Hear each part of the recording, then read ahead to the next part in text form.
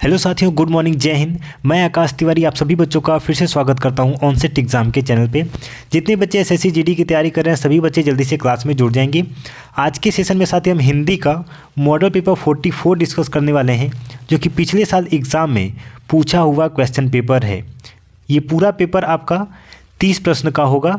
पहले हम 20 प्रश्न किया करते थे, लेकिन आज हम 30 प्रश्न का डिस्कशन करेंगे, जो कि बहुत ही इंपॉर्टेंट क्वेश्चन है। कई बार एग्जाम में ये पूछा गया क्वेश्चन है, तो आपको सभी प्रश्न का कमेंट में सही सही आंसर करना है।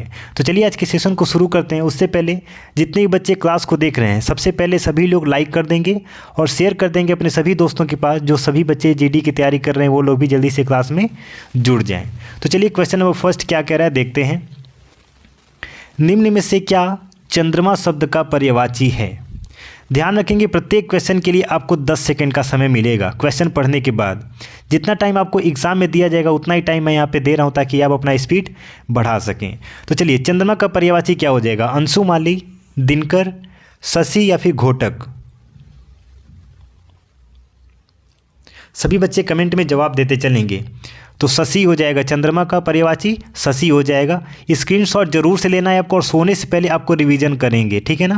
देखिए, रिवीजन नहीं करेंगे तो आप कितना भी मन लगा के पढ़ेंगे, जब आप एग्ज़ाम देने जाएंगे ना तो आप तुरंत भूल जाएंगे, कुछ भी आपको याद नहीं आएगा। इसलिए रिवीजन बहुत ही ज़्यादा इंपॉर्टेंट है। क्वेश्चन नंबर 2, निम्न विकल्पों में से जो कभी बूढ़ा न हो वाक्यांश के लिए सार्थक शब्द क्या होगा? अजर, अपार, अमर या फिर अजन्मा?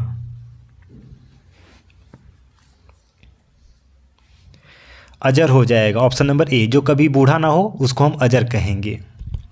क्वेश्चन नंबर 3, घोड़े बेचकर उपरोक्त मुहावरे में रिक्त स्थान की पूर्ति उचित शब्द द्वारा कीजिए। अब देखिए, बचपन में आपने कई बार सुना होगा घोड़े बेचकर, क्या हो जाएगा? सोना, घूमना, खाना या फिर रहना?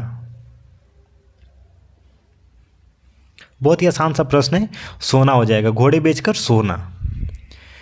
क्वेश्चन नंबर 4, निम्नलिखित वाक्य में रेखांकित शब्द का पर्यायवाची शब्द क्या होगा? कमज़ोर आदमी को एक ना एक रोग लगा रहता है।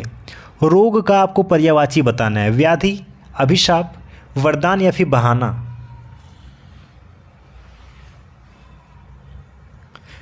रोग का पर्यायवाची क्या हो जाएगा? व्याधि हो जाएगा। ऑप्शन नंबर ए आपका सही जवाब हो जाएगा। क्वेश्चन नंबर 5, जिसे वचन द्वारा व्यक्त नहीं किया जा सके वाक्यांश के लिए उचित शब्द क्या होगा?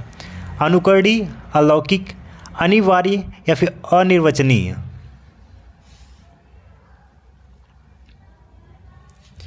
जिसे शब्दों या वचन द्वारा व्यक्त नहीं किया जा सकता, अनिर्वचनीय हो जाएगा। Option number D. सभी साथी एक बार सेशन को लाइक करके शेयर जरूर से कर देंगे। क्वेश्चन नंबर 6, निम्न वाक्यांश के लिए सही एक शब्द का चयन विकल्प में से कीजिए। चलिए, जो कल्पना से परे हो उसको क्या कहेंगे? कालातीत, काल्पनिक, प्रामाणिक या फिर कल्पनातीत?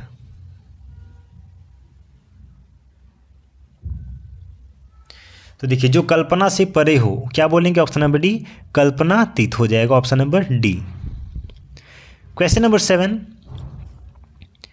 बाछे खिल जाना मुहावरे का सही अर्थ है?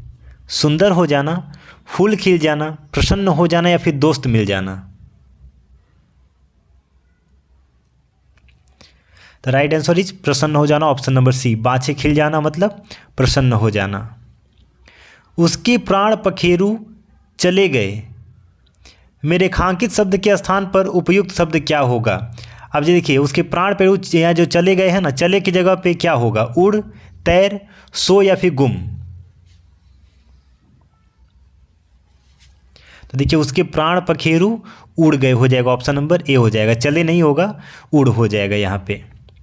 क्वेश्चन नंबर 9, निम्नलिखित वाक्य में रेखांकित खंड के स्थान पर प्रयुक्त होने वाले सबसे उपयुक्त विकल्प का चयन कीजिए।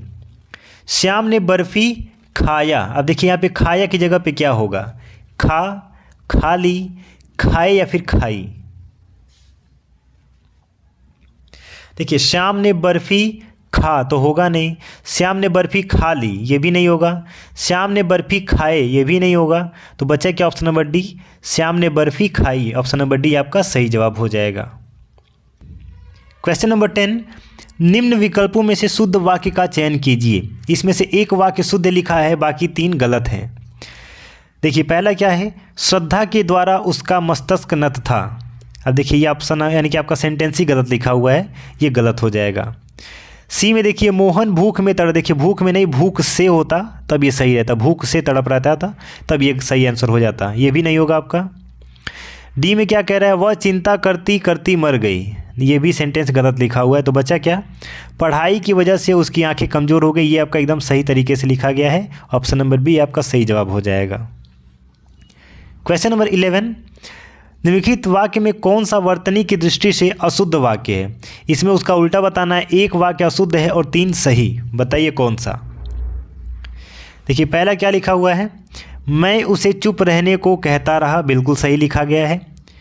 पोत नष्ट हो गया पर यात्रियों को बचा लिया गया, देखिए ये आपका अशुद्ध वाक्य है, पोत नष्ट हो गया पर यात्रियों को बचा लिया गया, आपका अशुद्ध वाक्य हो जाएगा, तो ऑप्शन नंबर बी आपका सही जवाब हो जाएगा। क्वेश्चन नंबर 12, वाक्यांश के लिए एक सार्थक शब्द चुनिए। ऐसी बात जो लोग परंपरा से सुनते आए हों, स्मृति, शैव, अनुसूया या फिर किंवदंती। तो देखिए ऐसी बात जो लोग परंपरा से सुनते आए हों उसको क्या बोलते हैं, ऑप्शन नंबर डी हो जाएगा, किंवदंती बोलते हैं, option number D. Question number 13, पूर्व और उत्तर के बीच की दिशा वाक्यांश के लिए उचित शब्द बताइए। पूर्व, ईशान, पश्चिम या वायव्य। 5 स्टार लगा लेंगे इस पे। देखिए पूर्व और उत्तर के बीच की दिशा को क्या बोलते हैं, ईशान बोलते हैं, ऑप्शन नंबर बी आपका सही जवाब हो जाएगा। सभी साथी एक बार सेशन को लाइक कर लेंगे और ध्यान देंगे जीके का आपका डेली शाम को 7 बजे क्लास चलता है, कितने बजे, 7 बजे, जो कि पिछले साल एग्जाम में पूछे गए प्रश्न का डिस्कशन वहाँ भी कराया जाता है, तो चैनल को सब्सक्राइब करके रखेंगे। निम्नलिखित विकल्पों में से कौन सा एक संकेतवाचक सर्वनाम का नहीं है, यानी कि 3 वाक्य संकेतवाचक हैं और एक नहीं है, वही पहचानना है। देखिए वह भिखारी हमेशा मंदिर के सामने बैठता है, वह यानी कि संकेत कर रहा है, तो ये आपका नहीं हो जाएगा, ये संकेतवाचक सर्वनाम है। वे पुरानी फाइलें हैं, देखिए वहाँ भी यहाँ भी वे क्या है, संकेतवाचक है। राम का घर, यहाँ पे देखिए राम आपका क्या है, सर्वनाम है, सॉरी संज्ञा है, ठीक है ना। राम का घर कौन सा है, इसमें संकेतवाचक नहीं है, ऑप्शन नंबर सी आपका सही जवाब हो जाएगा। चलिए क्वेश्चन नंबर 15, निम्नलिखित शब्द का सही पर्यायवाची शब्द विकल्पों में से चुनिए। नदी का पर्यायवाची क्या हो जाएगा, तरंगिणी, सरोज, हिमनद या फिर चपला। देखिए नदी का पर्यायवाची बहुत बार आपसे एग्जाम में पूछा गया है, ऑप्शन नंबर बी हो जाएगा सरोज। क्वेश्चन नंबर 16, निम्नलिखित विकल्पों में से किस वाक्य में निर्माण के विलोम शब्द का प्रयोग किया गया है। अब देखिए मैंने आपको कल ही बताया था कि जब भी आपको ऐसा क्वेश्चन दिखाई दे, यहाँ पे इंपॉर्टेंट लगा लेंगे, ठीक है ना, जब भी आपको ऐसा क्वेश्चन दिखाई दे तो आपको ऑप्शन पूरा पढ़ने की ज़रूरत ही नहीं है। देखिए यहाँ पे पूछ रहा है निर्माण का विलोम शब्द, तो देखिए या तो नाश होगा, या तो जर्जर होगा, या तो समतल होगा, या तो संगठन होगा। ये पूरा आपको पढ़ने की ज़रूरत नहीं है, सिर्फ मेन वर्ड आपको पढ़ना है। चलिए निर्माण का विलोम शब्द क्या हो जाएगा, तो देखिए यहाँ पे निर्माण मतलब किसी चीज़ को बनाना या और नाश करना, उसका सर्वनाश करना, यानी कि अपोजिट हो जाएगा, तो ऑप्शन नंबर ए आपका सही जवाब हो जाएगा। हमारे यहाँ पे टाइम बचेगा। चलिए क्वेश्चन नंबर 17, निम्न में से किस वाक्य में खिन्न के पर्यायवाची का सही उपयोग किया गया है, यानी कि खिन्न का पर्यायवाची क्या हो जाएगा, अनासक्त, प्रसन्न, प्रशंसा या फिर उदास। तो देखिए खिन्न मतलब क्या हो जाएगा, उदास हो जाएगा, इसका पर्यायवाची, ऑप्शन नंबर डी आपका सही जवाब हो जाएगा। सेम ऐसा ही क्वेश्चन था, हम यहाँ इतना अगर पढ़ते तो हमारा टाइम यहाँ पे वेस्ट होता। अब देखिए यहाँ पे प्रश्न नंबर 18, 19, 20, 21, यह क्वेश्चन आपका गद्यांश से रिलेटेड आता है, किससे, गद्यांश से। और गद्यांश हम यहाँ पे नहीं करते हैं क्योंकि ये हमारा टाइम वेस्ट होगा। गद्यांश से जो भी प्रश्न पूछे जाएंगे आपको गद्यांश में ही उसका आंसर मिल जाएगा, तो आप लोग ध्यानपूर्वक पढ़ के उसका आंसर करिएगा। क्वेश्चन नंबर 22, नीचे दिए गए मुहावरों का सही अर्थ दिए गए विकल्पों में से चुनिए। देखिए लंगोटी में फाग खेलना का अर्थ क्या होगा, होली खेलना, दरिद्रता में आनंद लूटना, लंगोट पहनना या फिर बचपन सहोली के गीत गाना। अब देखिए लंगोटी में फाग खेलना तो क्या हो जाएगा, दरिद्रता में आनंद लूटना, ऑप्शन नंबर बी आपका सही जवाब हो जाएगा। क्वेश्चन नंबर 23, 5 स्टार लगा लेंगे, बहुत ही ज़्यादा बार एग्जाम में पूछा गया एक प्रश्न है ये। नाट्य शास्त्र के लेखक कौन है? शास्त्र हो जाएगा भरत मुनि, महादेवी वर्मा, मुंशी प्रेमचंद या फिर इनमें से कोई नहीं। ऑप्शन नंबर बी हो जाएगा नाट्य शास्त्र, सॉरी ऑप्शन नंबर ए हो जाएगा भरत मुनि। नाट्य शास्त्र के लेखक कौन है? भरत मुनि। क्वेश्चन नंबर 24, रंगभूमि किसकी रचना है? मुंशी प्रेमचंद्र, आर्थर कोएसलर, भारतेंदु हरिश्चंद्र या फिर विष्णु शर्मा। 5 स्टार लगा लेंगे। तो ऑप्शन नंबर कौन सा हो जाएगा? मुंशी प्रेमचंद। ए आपका सही जवाब हो जाएगा, प्रेमचंद। क्वेश्चन नंबर 25, निशित किस भाषा में लिखी गई पुस्तक है? निशित एक पुस्तक का नाम है, इसे किस भाषा में लिखा गया है? हिंदी, मराठी, बांग्ला या फिर गुजराती? देखिए निशित आपका एक गुजराती शब्द है, तो गुजराती से आपका भाषा में लिखी गया है ये, ठीक है ना। क्वेश्चन नंबर अगला देखते हैं। यहाँ पे निर्देश दिया गया है, निर्देश नीचे दिए गए शब्दों को विलोम शब्द बताइए। चलिए, हर्ष शब्द का विलोम क्या हो जाएगा? प्रसन्नता, शोक, खुशी या इनमें से कोई नहीं? तो हर्ष का क्या हो जाएगा? शोक हो जाएगा, ऑप्शन नंबर बी। भू शब्द का विलोम क्या होगा? अवनी, पृथ्वी, आकाश, धरती। भू मतलब धरती, आकाश मतलब गगन हो जाएगा।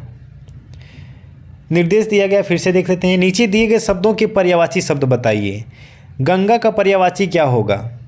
कालिंदी, सतदु, सूर सरिता या फिर सूरमिता? 5 स्टार लगा के स्क्रीनशॉट लेंगे। गंगा का पर्यायवाची क्या हो जाएगा? सूर सरिता, ऑप्शन नंबर सी हो जाएगा। क्वेश्चन नंबर 29, अरण्य का पर्यायवाची शब्द बताइए। उद्यान, क्षेत्र, उपवन या फिर वन?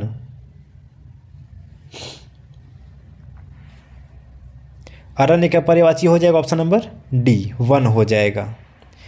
क्वेश्चन नंबर 30, आज का लास्ट प्रश्न। अचल शब्द का पर्यायवाची क्या होगा? स्थिर, जड़, गतिहीन या जंगम?